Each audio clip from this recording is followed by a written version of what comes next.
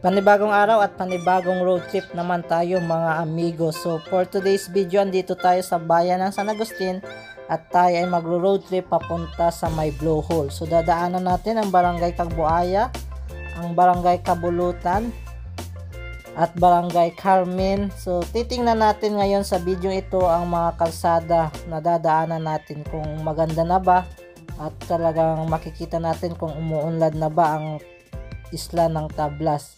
So madadaanan natin ang Barangay Sugod mga amigo at ang Long Beach. So ito ang mahabang baybayin, no? At saka diretso tayo sa may Barangay Kawayan. So titingnan natin kung ilang oras mula sa bayan ng San Agustin at ilang kilometro bago tayo makarating sa Barangay Kawayan sa may Blowhole. Kaya tara, samahan niyo ako sa ating road trip ngayong araw. Let's go!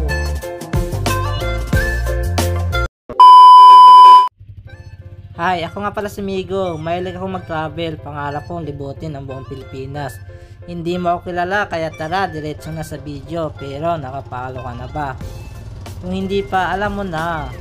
For today's video mga amigo ay magkakaroon tayo ng road trip mula dito sa bayan ng San Agustin papunta sa Barangay Kawayan sa may Blowhole. So nag-alis tayo dito sa kanilang pier mga amigo sa Disail at tayo ay magta-travel at andito tayo mismo sa kanilang bayan. At ngayon ay ating aalamin kung tapos na nga ba ang mga kalsada hanggang sa may Blowhole. So ang Blowhole isa sa mga sikat na pasyalan dito sa bayan ng San Agustin na matatagpuan sa Barangay Kawayan. So sa kasalukuyan mga amigo, napakaganda yung ating travel ngayon at talagang mainit ang panahon, summer kaya sa ating mga biyaheros dyan, laging uminom ng tubig, 8 glasses of water in a day.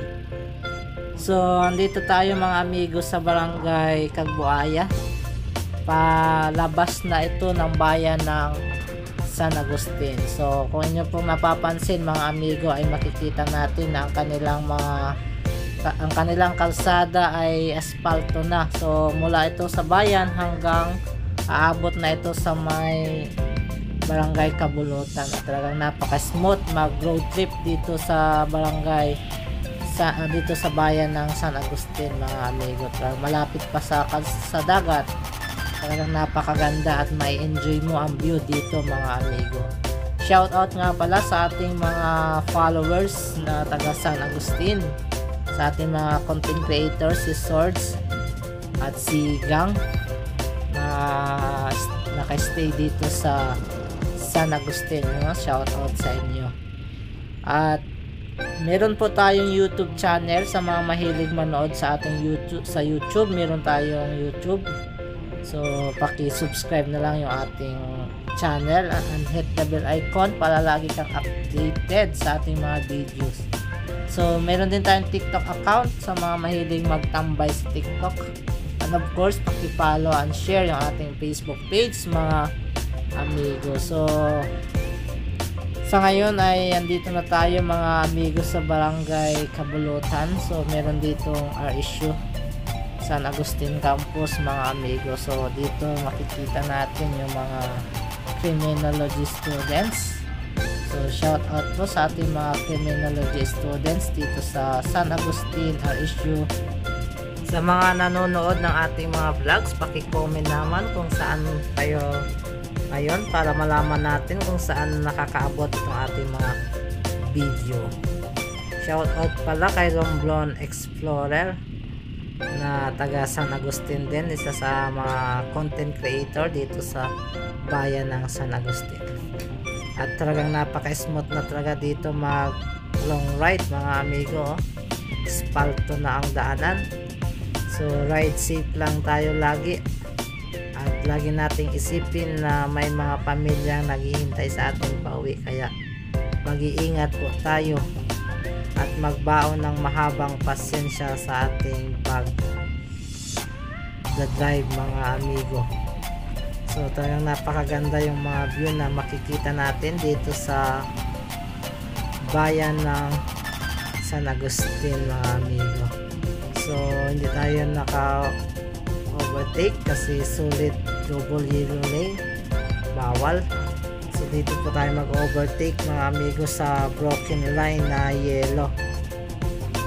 Yan po ang ibig sabihin, no?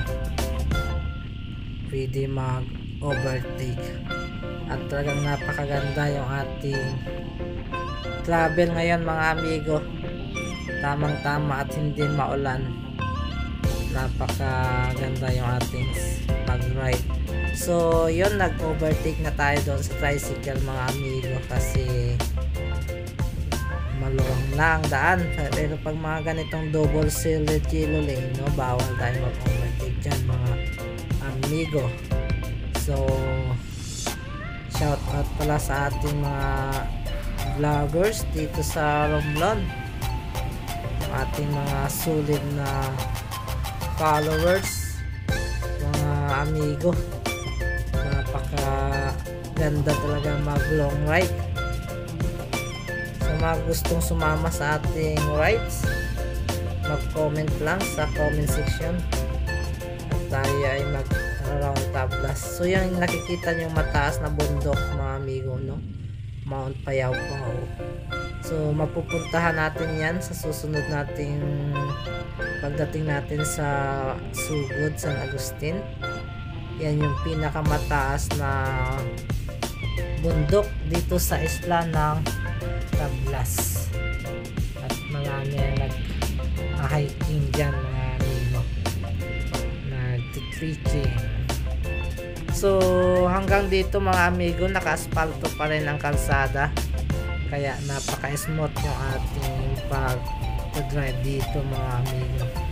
So napakaganda pag buong Tablas na ay naka-aspalto na lang. Maganda lang long drive na ganito mga amigo.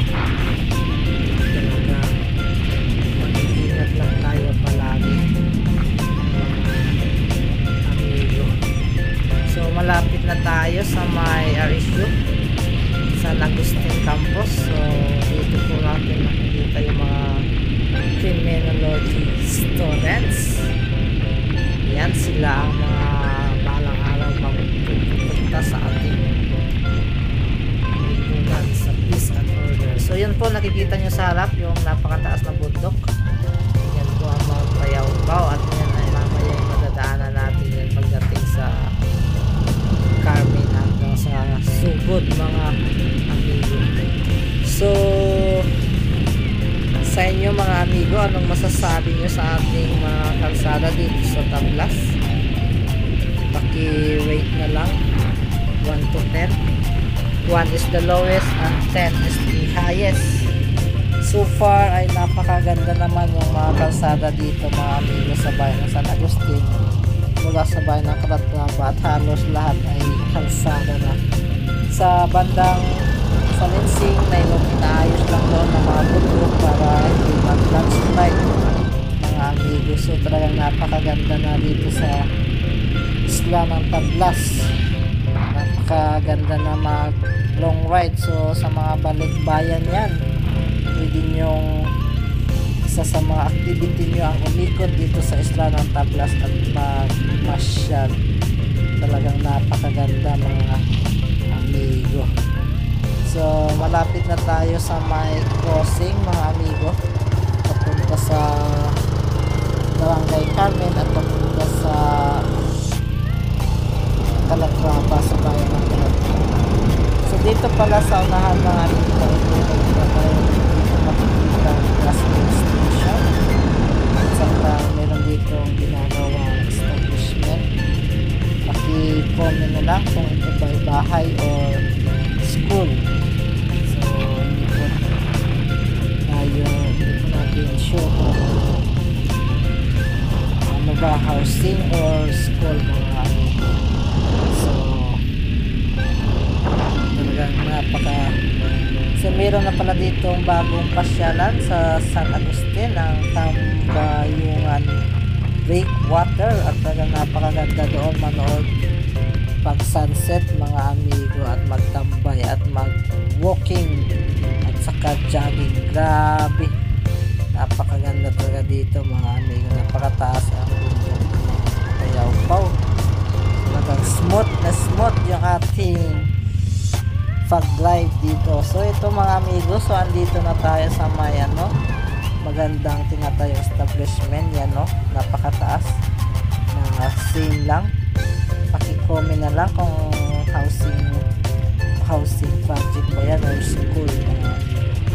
So andito na tayo sa may crossing papunta sa Calatrava at papunta sa Carmen. So pag kakanan ka mga amigo, yan po ay papunta sa bayan ng Calatrava, diretso lang. Pero pag ikaw ay kakaliwa naman ay papunta sa barangay Carmen mga amigo. So napakaganda yung mga view na makikita dito mga amigo. So ito po yung part 1 ng ating video at meron pa itong part 2. Abangan nyo na lang po ang part 2. Sa muli, hanggang dito na lang yung ating video.